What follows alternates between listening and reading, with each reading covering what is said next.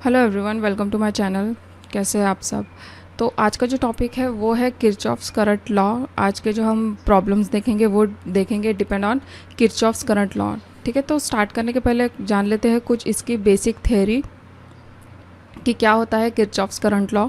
ठीक है, तो केसीएल का जो रूल है वो क्या कहता है।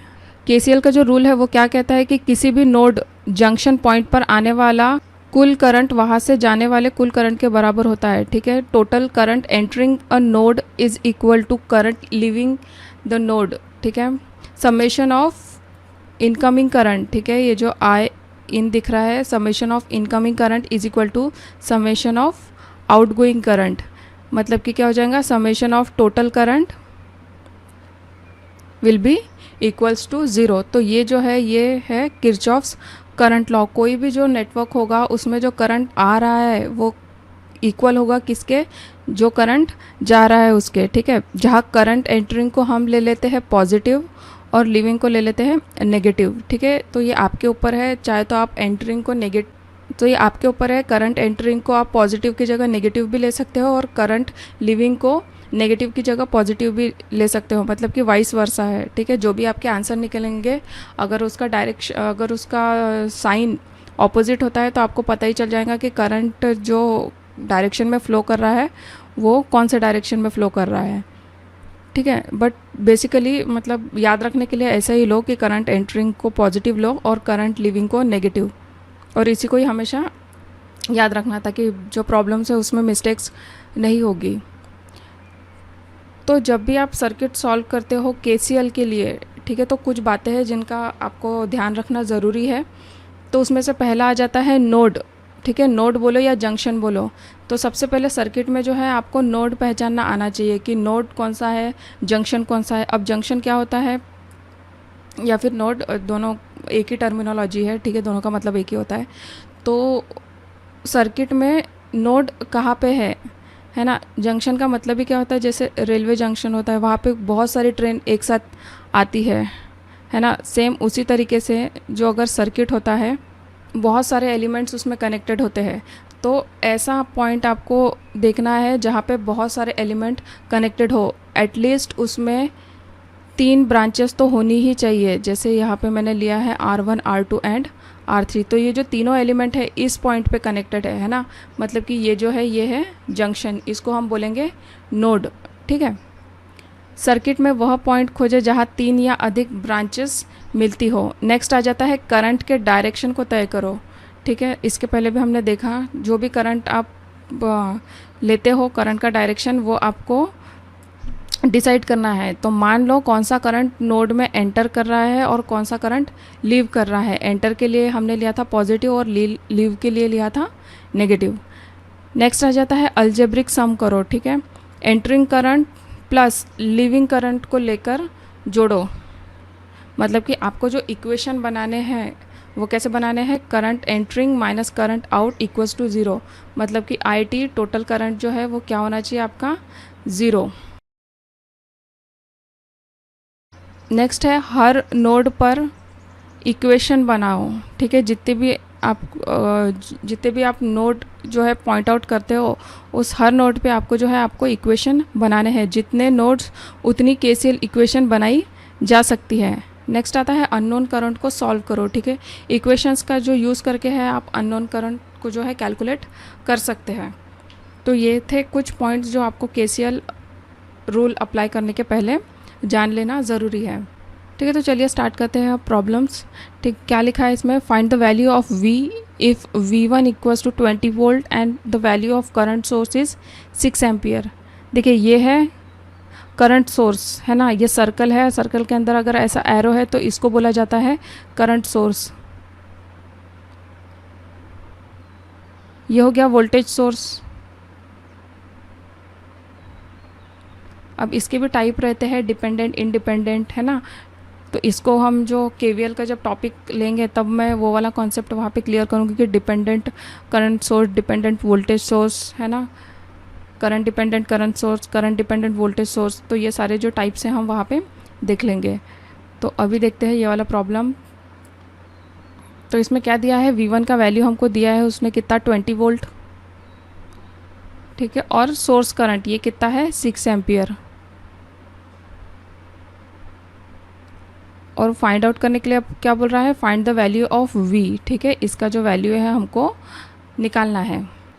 ठीक है, तो ये 6 एम्पियर का करंट है। जो I5 है वो क्या होगा, वो होगा 6 एम्पियर। और करंट जो है इस पॉइंट पे आके जो है बट जा रहा है, मतलब I2 में डिवाइड हो रहा है और I10 में डिवाइड हो रहा है। ये हमारी एक नोड हो जाएंगी। ठीक है, इसको हम कंसिडर कर लेते हैं V, और ये जो है ये है दूसरी नोड। ठीक है, इसको V1 कंसिडर करते, इसको V2 कर लेते हैं। ठीक है, तो current entering equals to current leaving. ठीक है, तो यहाँ पे 6 एम्पियर है, यहाँ पे करंट जो है वो डिवाइड हो जा रहा है। तो अब जो है हम यहाँ का जो करंट है, इस ब्रांच का करंट निकाल सकते हैं। क्यों निकाल सकते हैं, क्योंकि हमको यहाँ पे रेजिस्टेंस भी गिवन है और वोल्टेज भी गिवन है। तो ओम्स लॉ अप्लाई करके जो है हम करंट यहाँ पे निकाल लेंगे। तो I is equal to V by R। V कितना हो गया 20 वोल्ट और R है 10 ओम, मतलब कि 2 एम्पियर का करंट यहाँ से जो है फ्लो हो रहा है। ठीक है, मतलब I10 कितना है 2 एम्पियर है। तो अब बचा कितना है ना, KCL क्या कहता है, एंटरिंग इक्वल्स टू लीविंग। तो एंटर कितना हो रहा था 6 एम्पियर, और ये I2 प्लस ये 2 एम्पियर।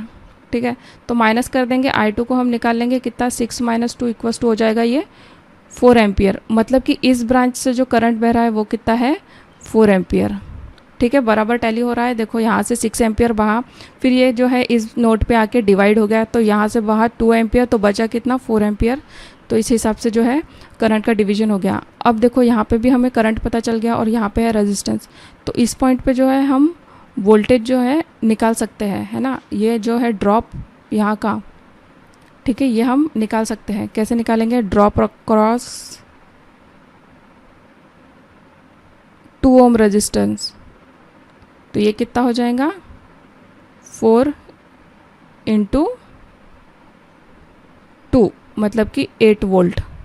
ठीक है, तो यहाँ पे आ गया अपना 8 वोल्ट, ये है 20 वोल्ट।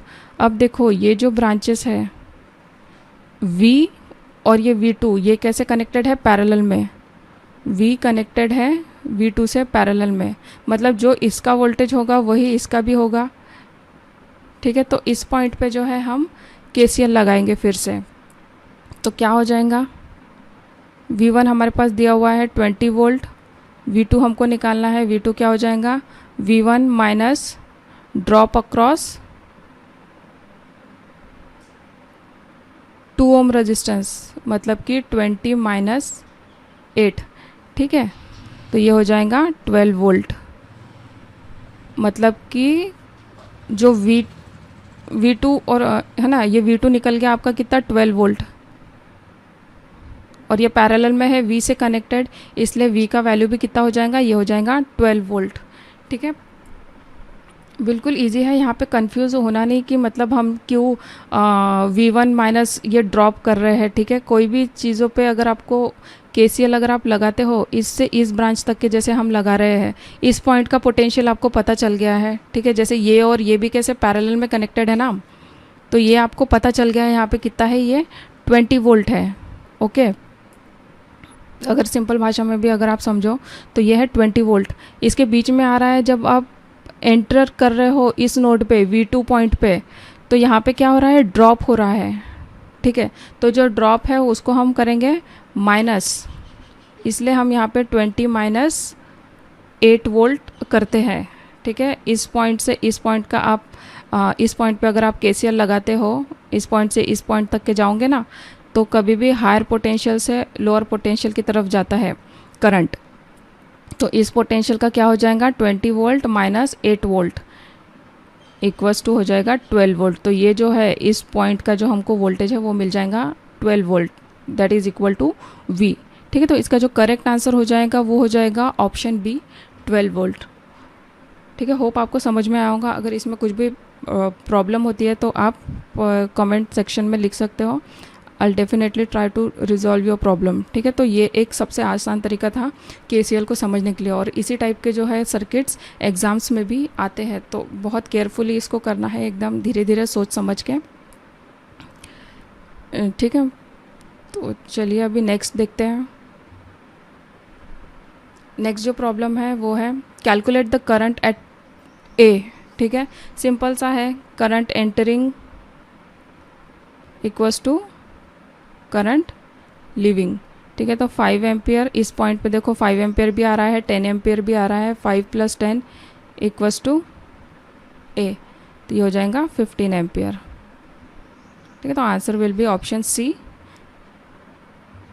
15 एम्पियर। नेक्स्ट आ जाता है calculate the current across 20 ohm resistor. ठीक है, 20 ओम रजिस्टर के अक्रॉस जो है हमको करंट कितना फ्लो हो रहा है ये हमको निकालना है। ठीक है, 20 ओम और 10 ओम ये दोनों भी पैरेलल में कनेक्टेड है। ठीक है, तो इस पॉइंट पे हम इसको ले लेते हैं, इसको हम, ये भी V होगा। ठीक है, तो इस पॉइंट पे हमको लगाना है, तो current entering equals to current leaving, तो ये कितना हो जाएगा 1 इक्वल्स टू, अब ये तो हमको डायरेक्शन पता नहीं है, ये इस तरफ से आएगा तो यहीं पे जाएगा करंट, है ना, और ये वाला भी इधर ही फ्लो होगा, क्योंकि ये एक डायरेक्शन तो आपको पता ही है।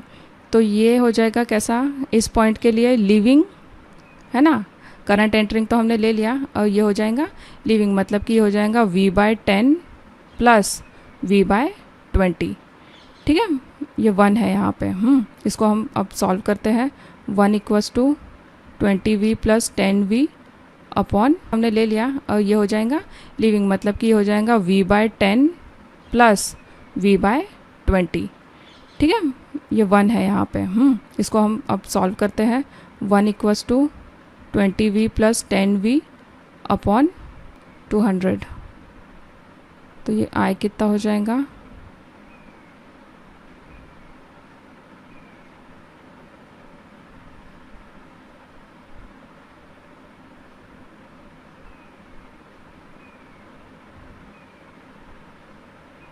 ये हो जाएगा 30V, ये कितना हो जाएगा, ये कितना हो जाएगा 200 = 30V and V will be 200 upon 30, 0 0 cancel, मतलब कि वोल्टेज आपको कितना मिल गया 20/3। ठीक है, तो यहाँ पे अपने को वोल्टेज मिल चुका है, रेजिस्टेंस भी है, तो ओम्स लॉ लगा के आप करंट निकाल सकते हो। तो ये हो जाएगा V/R, V कितना है 20/3 अपॉन R कितना है यहाँ पे 20। ठीक है, तो इसको हम ऐसे लिख सकते हैं 20।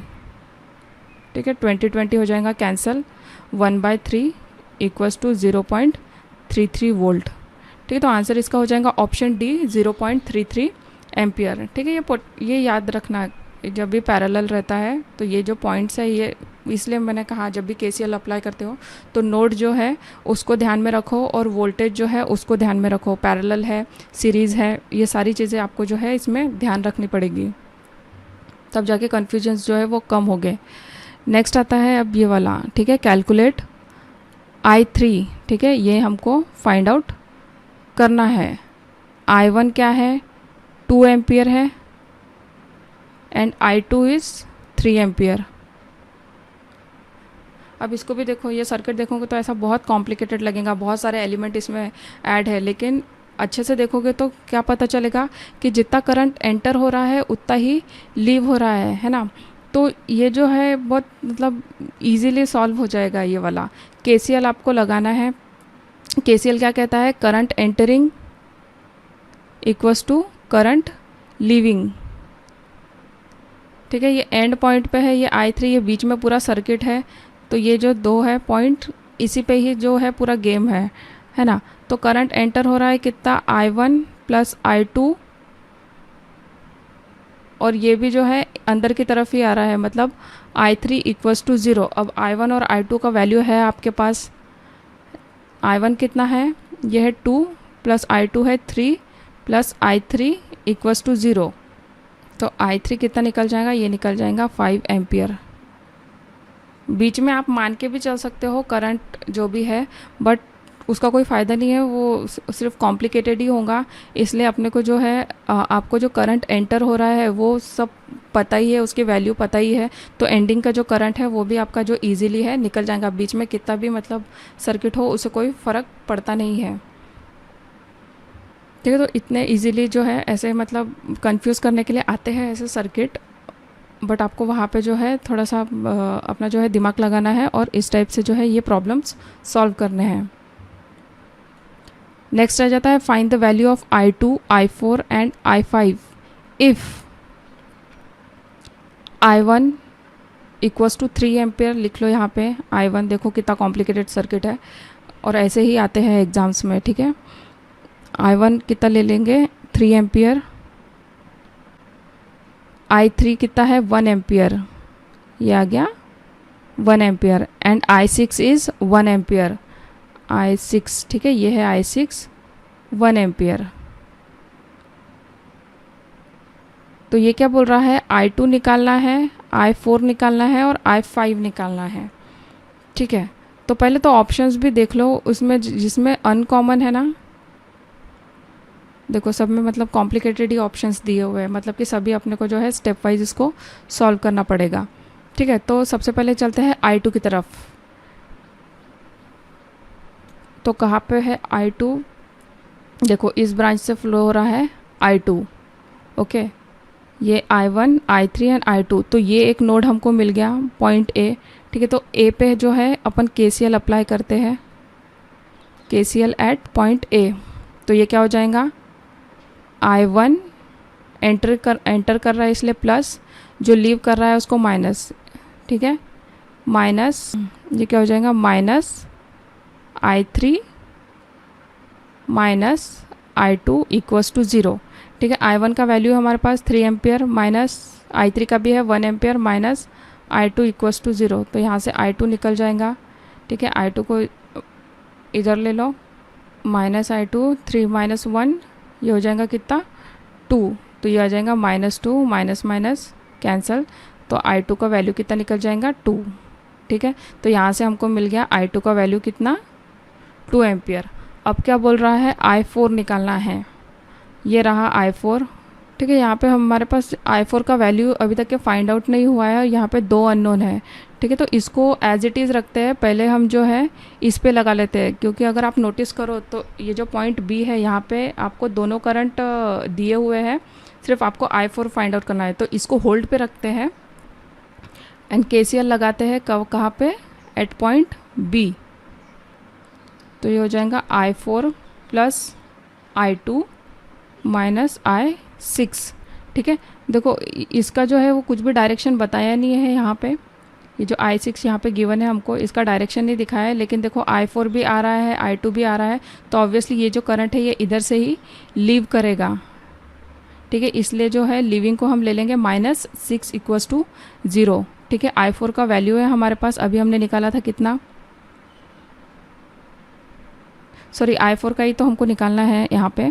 I2 का कितना है वैल्यू, ये है 2 एम्पियर, I6 का हमको दिया है कितना 1 एम्पियर इक्वल्स टू 0। तो ये कितना हो जाएगा I4 इक्वल्स टू 1 एम्पियर, है ना। 2 माइनस 1 1, ये आ जाएगा कितना -1 एम्पियर, ठीक है। तो जो I4 है उसका जो डायरेक्शन है वो गलत दिया हुआ है अकॉर्डिंग टू द सर्किट। जब भी अगर माइनस में है, अपने को दिखा रहा है इस टाइप से, लेकिन अपना आंसर आया माइनस में, मतलब कि इसका जो करंट फ्लो है वो कैसा होना चाहिए था, ऐसा होना चाहिए था, ठीक है। आपके आंसर जो है वो करेक्ट ही आएंगे और जो साइन है वो आपको करेक्ट डायरेक्शन बता देंगे, ठीक है। अब आपके पास I4 भी है तो यहाँ पे हम पुट कर देंगे -1, ठीक है। 5 हमको निकालना है और I3 का भी वैल्यू आपके पास है 1, ठीक है। तो 1 माइनस 1 0, ठीक है। I3 का कितना आ गया था 1 एम्पियर आ गया था। I4 भी हमें मिल गया था कितना -1 एम्पियर, ठीक है। अभी हमको जो निकालना है वो निकालना है I5, ठीक है। वैसे आंसर तो आपको यही से मिल जाएगा ऑप्शन ए, बट ठीक है अभी सीख ही रहे तो सी पे भी जो है हम लगा ही लेते हैं ये वाला KCL, ठीक है। तो करंट आ रहा है एंटर I3 लीविंग -I4 और ये भी लीव कर रहा है I5 इक्वल्स टू 0। I3 का वैल्यू हमारे पास था 1 एम्पियर, ठीक है। I4 का वैल्यू है हमारे पास कितना -1 और ये हो गया I5 इक्वल्स टू 0। तो ये कितना हो जाएगा, है ना, ये ब्रैकेट के बाहर है ना, 1 + 1 2 माइनस I5 इक्वल्स टू 0। तो I5 इक्वल्स टू हो जाएगा 2 एम्पियर, ठीक है। तो इस टाइप से जो है आपका ये जो आंसर है ये निकल जाएगा। हमने जो है I2 का भी वैल्यू निकाल लिया, I4 का भी निकाल लिया और I5 का भी निकाल लिया। ठीक है। तो इस तरीके से एकदम सिंपल मेथड से बिल्कुल सोच समझ के आपको स्टेप बाय स्टेप जो है इस प्रॉब्लम को सॉल्व करना है। दिखता कॉम्प्लिकेटेड है बट हो जाएगा। नेक्स्ट आता है what is the value of current if 5 coulomb charge flows in a conductor over a period of 5 second. ठीक है, सिंपल सा है ये। करंट अपने को निकालना है। करंट का डेफिनेशन क्या है? चार्ज अपॉन टाइम होता है। 5 कूलम का चार्ज दिया है, ठीक है, 5 सेकेंड के लिए, तो ये कितना हो जाएगा? 10 एम्पियर। ठीक है, तो आंसर कितना हो जाएगा? ये हो जाएगा 10 एम्पियर। नेक्स्ट है KCL deals with the conservation of. Direct question है ये, याद करने वाला। मोमेंटम, मास, पोटेंशियल एनर्जी या चार्ज। ठीक है, KCL है, करंट से रिलेटेड है। करंट का डेफिनेशन क्या होता है? चार्ज पर सेकेंड। ठीक है, चार्ज पर सेकेंड है ना, चार्ज बाय टाइम लेते हो ना आप, तो ये डिपेंड है। KCL deals with the conservation of charges. Next है KCL is applied at. Loop पे अप्लाई करते हो, नोड पे अप्लाई करते हो, बोथ लूप एंड नोड, और नाइदर लूप और नोड। तो इसका आंसर है ऑप्शन बी, नोड।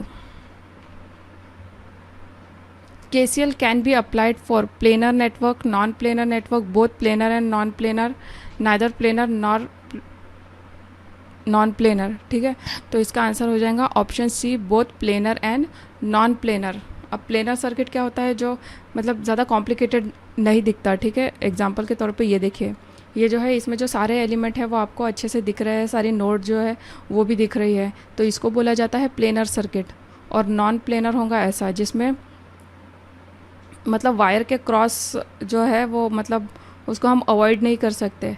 ये देखिए, ये क्रॉस वायर हो रहा है यहाँ पे, मतलब कि ये थोड़े से कॉम्प्लिकेटेड टाइप के सर्किट होते हैं अगर इसको 2D में ड्रॉ किया जाए तो। नेक्स्ट आता है what is the value of current I। ठीक है, I का वैल्यू निकालना है। ठीक है, ये नोड है, निकाल लो क्या होगा। ये I एंटर कर रहा है इसलिए प्लस, -2, I 3 एम्पियर भी एंटर कर रहा है इसलिए +3, 4 लीव कर रहा है -4, एंड 5 भी जो है लीव कर रहा है =0। तो I क्या हो जाएगा हमारा? पहले माइनस वाले जो उनको ऐड कर लेते हैं, -9 -11 +3 =0। तो ये कितना हो जाएगा? ये हो जाएगा I -7 =0, I =7। तो I -8 =0, I हो जाएगा 8 एम्पियर। ठीक है, तो इसका आंसर हो जाएगा ऑप्शन ए, 8 एम्पियर। तो ये थे KCL से रिलेटेड क्वेश्चंस। होप आपको अच्छे लगे होंगे। आगे हम और भी देखेंगे। एक जो लास्ट टिप है, अगर फिर भी कुछ कन्फ्यूजन होता है KCL लगाते समय, तो ये कुछ इंपॉर्टेंट बुलेट पॉइंट है जो आप याद रख सकते हैं। ठीक है, KCL लगाते समय वोल्टेज को लेकर आपको क्या अज्यूम करना चाहिए। ठीक है, ये जो है स्लाइड यही बता रहा है कि KCL लगाते समय आपको वोल्टेज जो है उसमें ही कन्फ्यूजन होता है कि कब पोटेंशियल आपको ले लेना है, कब मतलब V लेना है, कब I लेना है। ये बहुत सारे स्टूडेंट्स का कन्फ्यूजन होता है। तो KCL लगाते समय वोल्टेज के लिए हम क्या अज्यूम कर सकते हैं? ठीक है, तो पहले आता है कि नोड को पहचानो। ठीक है, पहले सर्किट के नोड जो जंक्शन पॉइंट है उसको पहचानिए। KCL हमेशा किसी एक नोड पर ही अप्लाई होगी। ठीक है, एक नोड को रेफरेंस ग्राउंड मान लीजिए। ठीक है, एक नोड को जो है आपको ग्राउंड मान लेना है। आमतौर पर हम किसी एक नोड को ग्राउंड अज्यूम करते हैं, इससे बाकी नोड्स का जो वोल्टेज है उसके मुकाबले निकल जाता है। ठीक है, एक अपने प्रॉब्लम भी देखा था, देखो V2 था, यहाँ पे 2 ओम्स का था, और यहाँ पे यहाँ पे V1 था और यहाँ पे V2 है ना, ऐसा कुछ तो भी प्रॉब्लम था। तो अगर इसको भी आप ऐसे ग्राउंड मान लेते तो वो कन्फ्यूजन है वो कम हो जाता है। इस पे ये था V2 और V2 आपको निकालना था, है ना। तो हमने भी क्या किया था, और यहाँ का ये वोल्टेज था, ठीक है, जो कि 20 वोल्ट दिया हुआ था। तो अगर आप एक नोड को ऐसे ग्राउंड मान लेते हो और फिर जो वोल्टेज है आपको कुछ ऐसे निकालना होता है इस पॉइंट पे, तो क्या किया था हमने, 20 माइनस ये जो ड्रॉप था उसको ले लिया था 8 वोल्ट, तो जो है हमारा V2 निकल गया था 12 वोल्ट का। ठीक है, तो एक नोड को अगर आप ग्राउंड मान लेते हो तो जो बाकी का जो है वोल्टेज निकल जाता है। बाकी नोड्स के वोल्टेज को अज्यूम करें, बाकी सभी नोड्स के वोल्टेज को जो है हम V1 V2 V3 ऐसे टाइप से अज्यूम कर सकते हैं। ज़रूरी नहीं कि इनिशियली हमें एग्जैक्ट वोल्टेज पता हो, बस अज्यूम करना होता है। बाद में जो इक्वेशन है वो सॉल्व करके आपको जो है सही वैल्यू मिल जाएंगी, ठीक है। और ये भी होता है कब, मतलब अगर रेजिस्टेंस आपके पास गिवन है तो करंट आप कैसे निकाल सकते हो उस ब्रांच का, है ना। वही एग्जांपल को पकड़ते हैं जहाँ पे ये 20 वोल्ट था, ठीक है। ये रेजिस्टेंस था यहाँ पे 2 ओम का और ये वाला पॉइंट था, ठीक है। इसको मान के चलो ऐसे 10 वोल्ट। तो ओम्स लॉ के अनुसार जो है आप ये जो ब्रांच है इसका जो है आप करंट निकाल सकते हो। कैसे? V फ्रॉम, है ना, फ्रॉम ये कितना आ जाएगा 20, V2 माइनस ये आ जाएगा 10 और डिवाइड बाय जो R था ये। तो इस ब्रांच का जो करंट है वो आप इजीली निकाल सकते हो 10/2। तो ये कितना हो जाएगा 5, ठीक है। ये हो जाएगा 5 एम्पियर।